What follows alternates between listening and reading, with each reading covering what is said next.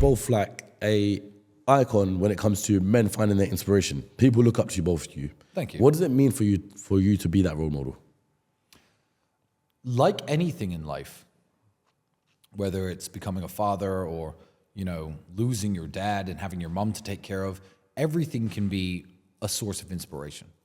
Everything can be used to either stoke that fire or put it out. The woman example you gave earlier, you can meet a woman who wants a good life and wants a good family with you, and you can think, I'm going to work twice as hard. And being the source of inspiration for young men has made me, I guess, focused more on not slipping up. Now I can't fail. I can't fail because I'm not letting myself down. If me and Andrew failed, if me and Andrew, sank into depression and developed a drug habit and checked ourselves into rehab, the typical celebrity journey, because the pressure is real up here. I feel like I'd let so many people down. Not that that would ever cross my mind anyway. I'm a very mentally strong person, but it's just more responsibility. And I like the responsibility. It makes me smarter. It makes me train harder. It makes me work harder. So I appreciate all of my fans in that way because they're inspiring me. I can't let everybody down. You got something to look up for, too. No, exactly. I've got an entire community of people who, aspire to be like me. Imagine I let it all fall off. I gained 6 stone, and I was sitting around all day like, oh, I'm sad now. Oh, they tried to take all my money. Oh, they've said these mean things about me. I'm sad. Everyone leave me alone. So many people be like, nah, this is fake. This can't be Tristan Tate. And it never will be, because I'll never let them down, because I won't let myself down, or my brother down, or my mom, or my daughter, or anyone who relies on me. No one's getting let down, not by me. What's the biggest challenge you've had to face in your life? Could be anything, not just women. Could be business, could be from your younger days. I'm trying to think. I've had several challenges in my life. At 23, I lost everything from working that insulated conservatory job to just before I started my streaming company. I was homeless for a while. I was sleeping on my friend's couch. Really? What happened to the money? What happened to the money? Well, I'd lost my job. That business went under because it was poorly managed. Andrew was still kickboxing. So yeah, I was sleeping on my friend's couch for a while. Andrew was sleeping at his girlfriend's house. So I've gone through periods of ups and downs, and I've had my setbacks. So whether it be that, my father passing, moving country when I was a kid to an entirely new country, an entirely new environment and educational system, being sent to prison. I've had all these sort of setbacks, but I like everything else. Like I said earlier, I find it as a source of fuel. I can't sit here and actually say, the question was like, what was your biggest setback, or what did you find the hardest? It's not hard. It's another fuel source of the fire and the inspiration that keeps pushing me forward. And I wouldn't be here if none of those things had happened. So I'm glad for all of them, even what I'm going through now. Whatever. It is what it is. In 2 years, I'm going to be happy I went through it. So I don't see them as setbacks. I'm not going to ask you so much about the Joe experience because I feel like many people have asked you that. Everyone's asked me about it. Yeah, it's a lot of repeat questions. But what I do want to ask is, at that point when it hit you like, oh my God, we're actually going to jail now, we don't know how long for, what was that feeling like? Because I'm sure at first, just like everyone else, people thought you were going to be in there for a couple of days, a week. Yes. 2 weeks max. Well, I thought I'd be in for 24 hours. That's what I'm saying. I guess the only shocking part was I assumed that the police were trying to do their job. And their job is to ascertain the truth, to try to punish criminals, and to try to stop crime. That's their job. Turns out what was being done was trying to put me in jail. Whatever the cost. Yeah, it was nothing to do with trying to stop crime, save people, help people. It was trying to put me in jail. And that resignation came after the first 24 hours in jail, which should have been it. The police should have said, okay, clearly bullshit, throw it away. When I got put in front of a judge, and the police had obviously told her, this is a very serious case, these guys are very dangerous people, and the judge said, okay, 30 days in jail. And I'm like, a month? And that's just it? Now I'm for a month in jail? The feeling was very much a realization that, wow, there are some truly evil people in this world. Truly evil. Because if you want to talk about human trafficking, what does that mean? Taking innocent people against their will and locking them away from their families or whatever for your own financial gain. Yep. Well, there are career people in this country, a few career people, who, for their own financial gain, for their own career prospects, are willing to sacrifice mine and Andrew's entire life, everything we've built, everything we've done, all the struggles I've been through, and throw us in jail so they can get a promotion, so they can get a few extra $1,000 a month and get the credit of, oh, look, I put them in jail. I think those people know I'm not guilty. In fact, they know I'm not guilty more than anyone else because they're the ones trying to build the case and they're failing. They know I'm not guilty. And I was like, wow, there are people in this world who are truly evil, who will separate fathers from their kids, sons from their mothers. I'm still separated from some of these people now because I can't leave this country for years on end for their own financial gain. That's human trafficking. That's truly sickening.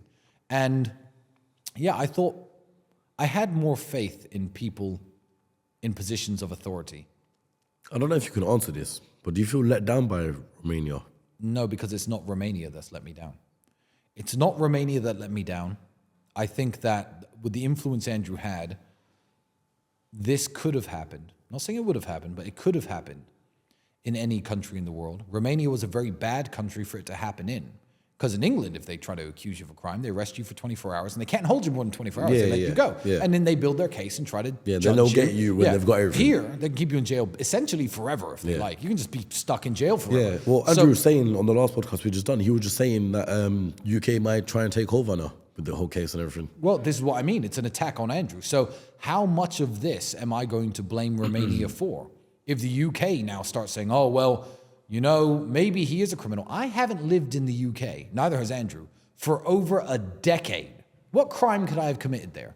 What, you think I stole something from a shop? Like, what do you think I did when I was in England? But nope, the Metropolitan Police, which obviously have real problems to deal with, like, you know, the guy who threw acid in everyone's face and never got caught, and all the people who get stabbed in London. No, they want to go after me and Andrew? Well, good luck. And if you're a British taxpayer, you should be very, very upset at how they're spending your money because they're not going to find evidence I've ever committed a crime, but they're just trying to pull you through the ringer. They're trying to demoralize me. And I think it's tragic. So no, I don't blame Romania, and I'm not mad at Romania. There are 3 people in Romania who have done this. There are 3 people who are in charge of all of this. That's it. Romanian people as a whole love me. Everywhere I walk into, every club, every bar, every restaurant, everywhere I go, people want photos of me, everyone's shaking my hand. You know, people with young kids will be like, take pictures with my kids.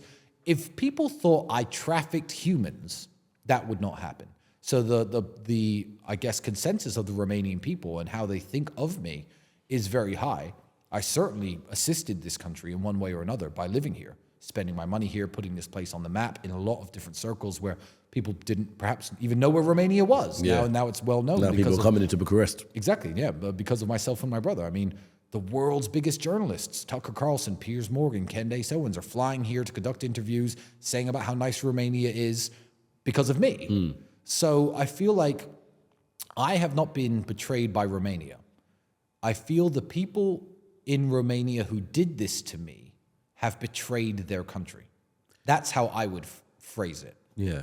I was going to say, as well as that as well, it's like you're bringing all this financial gain to the economy, I suppose. Even the people, like your friendship circle coming in and out of the country, you're spending money in the country. Yes. So it's just getting circulated. If anything, you're benefiting them. Well, I am. Yeah. And I don't commit any crimes here. I never have. So again, the people who did this to me have massively betrayed their country because now people are going to watch this of what happened to me. They're going to watch this saga and they're going to, for better or for worse, think, oh, I can't go to Romania. They'll throw me in jail and set me up and nick my money. You know, there are some very prominent people, well-known millionaires and billionaires who've made statements like, oh, I wouldn't go to Romania now. Not after what happened to the Tate brothers. So the people who've done this to me have betrayed their country. It's as simple as that. So, I'm not betrayed by Romania. Yeah. So all charges dropped tomorrow, let's just say. Where are you going? You staying here or getting out? I might stay here. I like Romania. This is the thing. And maybe it's principle. Maybe some people may call me stupid. But I will not be bullied or chased away from my home by a few rogue savages who want to damage my life to benefit themselves. The Romanian state and the Romanian people don't dislike me. Why would I let these 3 people chase me away from my home that I have built? I speak the language. I live here. My daughter's half Romanian. Well, this is her country. If she's Romanian, am I not Romanian? Is this not my country too? Do I not have a responsibility to this place? I like it here. So I'm a very hard person to bully. If I leave, it's not going to be because I'm running away from Romania. I mean, certainly I need to take a vacation. I haven't left this country since December 2022 when I was arrested. I have not left the country. So will I travel? Will I be on a plane if all charges are dropped? Sure. But will I relocate my home, relocate my life because of these people? No. If I move, I would have moved regardless. Maybe a new opportunity comes up. Maybe Saudi Arabia, which is taking off, has a great place for me to invest in and some things for me to do there. Maybe I'll be in Saudi Arabia for 2 years, but that would have happened regardless of the case. I do not get bullied and I do not run away from things. You mentioned that you were famous in Romania before, Andrew, right? Yeah, a little bit. How comes? No real reason, just I found myself in the paparazzi bullshit columns of all their newspapers, etc., for dating a few famous women and stuff here. So I was I just kind of got myself into that. Yeah. I don't even want to use the word before influencer. I guess they used to be called socialites, like someone who's just known for being known. I was always in the best places. I was, as I said, dating a few famous women and stuff here, famous TV presenters, actresses, singers, etc. So it was like, oh, Tristan Tate's doing this, Tristan Tate's doing that. So for a good year or so, I was famous here before I was famous anywhere else. This was the first place I experienced actually being famous. Yeah. But it wasn't for any real particular reason. Even back then, no one really knew what I did. I was just a guy who was around, and I was in certain circles. And that's it. It wasn't fame worth bragging about. Yeah,